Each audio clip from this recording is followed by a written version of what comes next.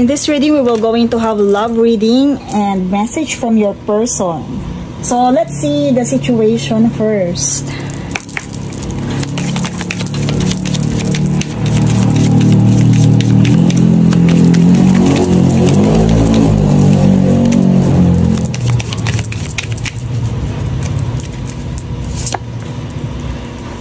A pressure cooker, love affair, proof, show me.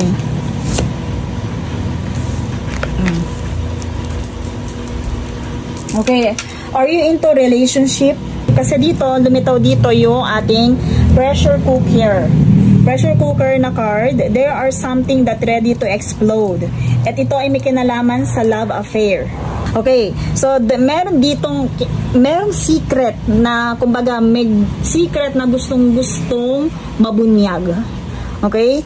In this reading, meron secret na gustong mabunyag. And kaya kung itong energy na to kasi hindi to kadalasan lumilitaw, pero nagkasunod silang dalawa dito sa show me a receipt. So dito may mga evidences na pwedeng lumitaw, kaya kumbaga na magpapatotoo dito sa secret, dito sa dirty little secret down there, na parang sabihin natin merong mga secret na mabubunyag na may kinalaman dito sa love affair. Kung hindi man siya third party or love affair, meron kasing mga, meron dito proof, show me proof, or merong mga receipt, sabihin natin may mga ebidensya, and masasabi natin magkukos sa'yo to ng heartache. I also hear that kasi parang ito kasing secret love affair, medyo seductive yung dito, apoy, ayan napaka fiery ng energy dito, pero biglang lumitaw dito sa Archangel Michael. Yes, sabihin natin masakit pakinggan, masakit malaman itong mga katotohanan na pwede mong marinig, pwedeng mabunyag. Pero ito, lumitaw na naman si Archangel Michael. Protection, sabihin natin rejection is protection. Kung meron mang heartache na nararanasan right now or mararanasan, lagi nating isipin na iyan ay divine intervention. This is protection. Sabihin natin kung magkukos yan sa'yo ng heartache, para kasing isisiwalat na yung katotohanan dito merong katotohanan na masisiwalat dito. And lagi nyo tatandaan, spirits has your back. Nandito, kumbaga, ikaw ay protected. Lagi kang pinoprotektahan ni spirit. Kung sobrang lungkot or sakit man yan na nararamdaman, I also hear something cut off because of these swords. Pero yan, protection. And this is prevented from harm. Minsan yung mga blessings, di ba, kumbaga, meron tayong mga blessings na iniintay pero ang dadating sa atin ay heartache and pain. So, yun yung isa sa mga example natin. That is just a protection to prevent you from harm. May tendency you are dealing with harmful energy or partner.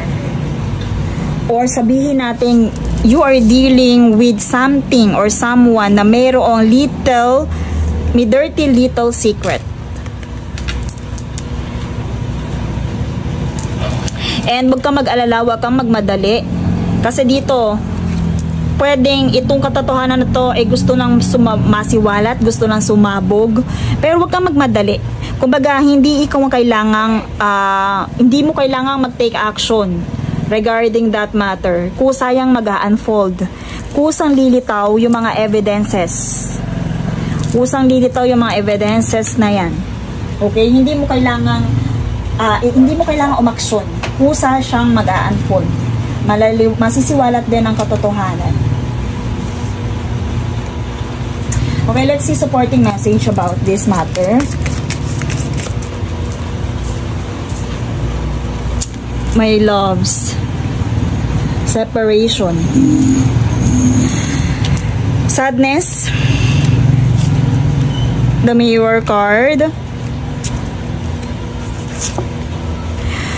reflect our own words. The clock need time. It's time to heal and twin flames. I also hear, if you are dealing with some pain with your love life right now, pwede natin sabihin part yan ng iyong twin flame journey. Hindi na, pag sinabi natin twin flame journey, mas sakit pa sa mga ordinary love connection. So, yes, hindi siya ganun ka-ideal na parang kayo talaga itinadhana. Meron talaga, may mga magi-intervene, merong mga manghihimasok. So, dito sa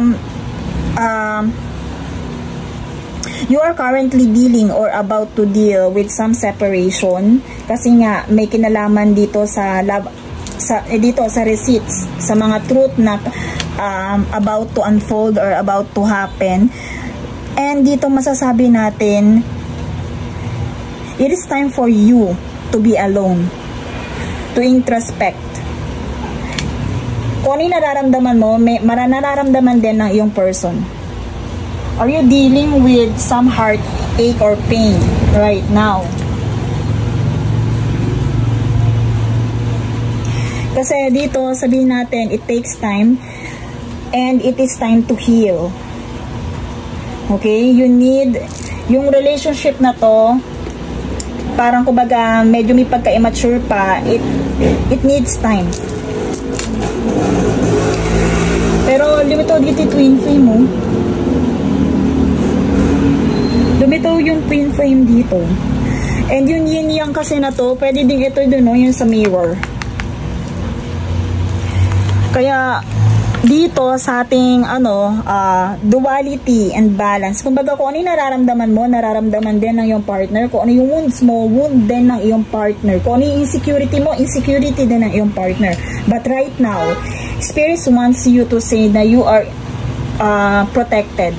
Nangyayari yan sa inyong relationship because they are protecting you, prevented you from harm. Okay? So, let's see. Ano pa ba yung kailangan mong malaman dito sa connection na to? Bakit nangyayari sa inyo to? And about this matter, the pressure cooker, the ranging. I also hear na one of you ay nakakaramdam ng galit. Ayan. The promise, the cycles. Napaka-favorable ng card na to. Ang favorable nyo dito sa deck na to, may tendency talaga na kailangan nyo munang danasin yung mga bagay-bagay because good luck is coming for you. And also sabihin natin part yun ng cycles, nandyan din yung promise. Kung ano man yung promise nyo sa isa't isa, if you are dealing with someone na nasaktan ka, yes, part yun ng cycle. And masasabi natin, yung soul connection nyo, kung kayo-kayo, kung ano yung pinramis nyo sa isa't isa, may gagawa at gagawa kayo ng paraan para maisakatuparan yun. Pero hindi pa sa ngayon. So, I also hear the morality here. Kumbaga, dito, stay on your ground. Stay on your ground. You have to earn more strength. You have to earn more strength and power, my loves. Ito talaga, you are destined to have twin flame eh. Pwedeng hindi pa itong partner mo, pwedeng yung partner mo din na to, pero you are destined to have twin flame. And sabihin natin, maaaring ikaw ay pinoproteksyonan ni spirits dito sa taong to, sa mga pangyayari na to, and that will lead you into your twin flame connection. You have to earn, gather your strength and power, my loves. You are protected. Tingnan niyo yung paghahag ni spirits, my loves. Kailangan mong tatagan, tapangan.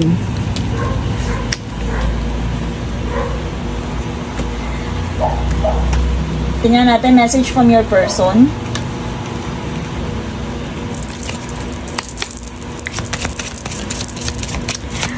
Nakadestined ka sa good luck eh.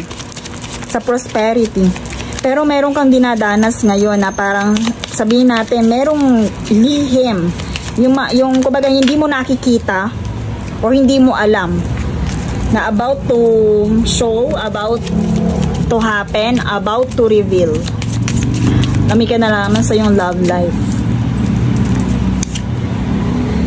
I am afraid to contact you.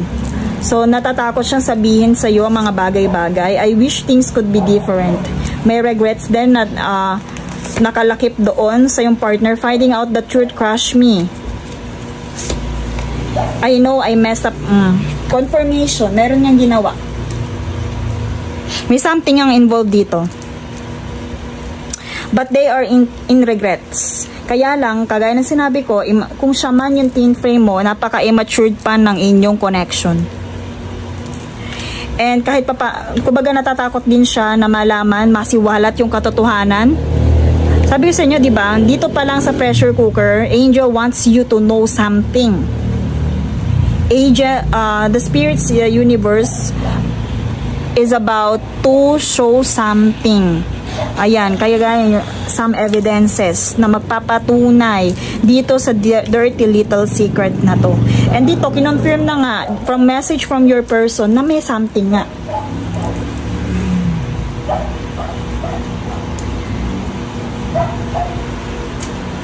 Okay. So, asan yung isa natin?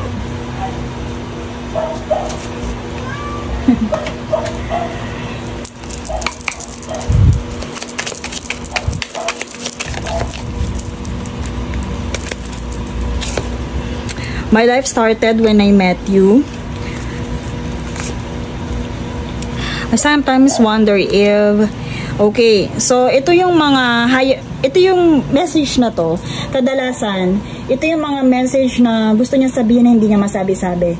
And minsan, kumbaga, yung higher self niya, yung unconscious mind niya, yung gustong magparating sa'yo nito. So may tendency talaga sa connection niya na to, kumbaga, ito yung mga bagay na masasabi niya. Marirealize niya. Okay? I sometimes wonder if you care. Meron talagang challenges, pagsubok na I feel the same way. Lumitaw na naman, my loves. You mirror each other. Kagaya nga na sinabi natin kanina. Look, kung paano nag-a-align yung mga cards natin. Kanina dito, mirroring. You mirroring each other. Kung ano yung nararamdaman mo, yung wounds mo, ganun din siya. Pero ito is, kaya na sinabi natin, nakalaan na mangyari sa inyo. Let's pour one more. I want you. So my loves, you have to gain more strength and power dito sa mag-unfold na mga bagay-bagay na to. Kagaya ng sinabi dito ni Spirits, this is just a protection. Protection from the universe and divine. Ito ay nakatadhana na mangyari sa inyo. Okay, let's see dito.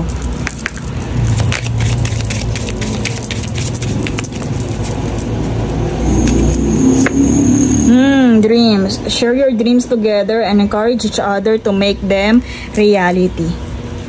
Okay, so when the time heals the wound. Pero may tendency din na talaga maayos din to. Pero kailangan nga, di ba sabi natin kanina dito, need more time. Cycles, in time, in perfect timing. Pero minsan kasi ina-advise ng ating mga cards na tigilan na. Pero ito, masasabi natin, this is just protection. Kailangan nyo munang magpahinga. Pero dito sa love natin, may tendency if ever na talagang ma-heal nyo na, ma-realize nyo na yung mga pagkakamali nyo, no? At ma-heal nyo na yung wounds nyo in separation, ha? Yung kunyari, salilin nyo mga wounds without each other. You can share your dreams together and encourage each other to make them into reality. Enlightenment, my loves. With enlightenment, there is no separation. May pagsubok, may challenges talaga. And, eto na. Kanina kasasabi ko na let go.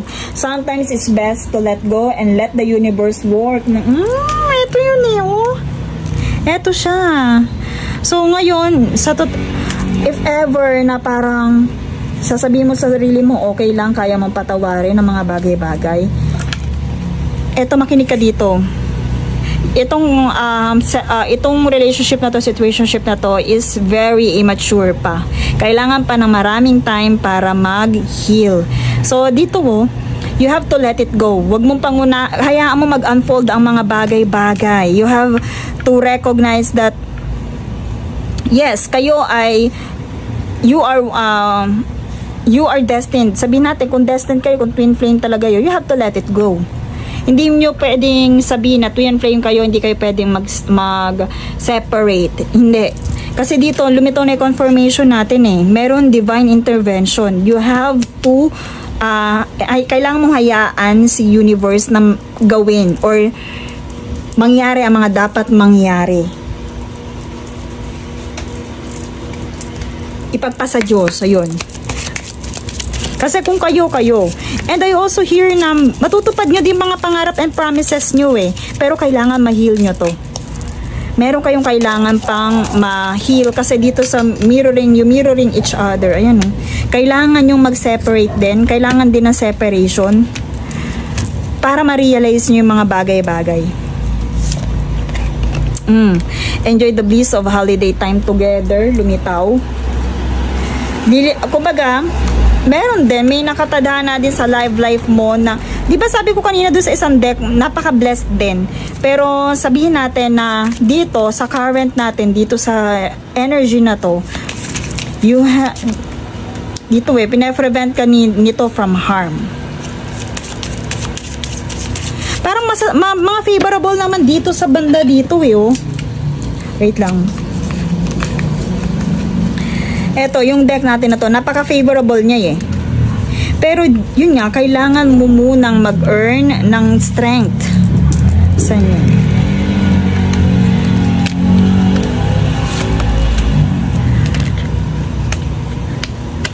Oh, napaka-favorable niya.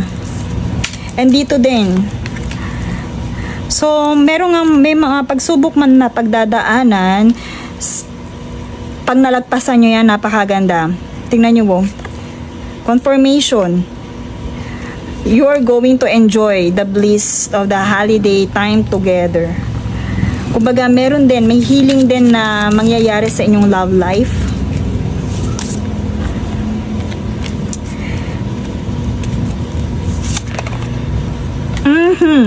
Okay. So, hindi man sa taong to, you are destined to share your dreams to someone. Kasi ang ganda dito eh. Tingnan nyo, dito sa current energy na to, may mga love affair. Pero dito sa bandang baba, ang gaganda, puro blessed. Blessed yung ano dito oh. Pero dito, confirmation na you have to release your ex. You have to let them go. Hindi ka man sa taong to, you are destined to have your twin flame.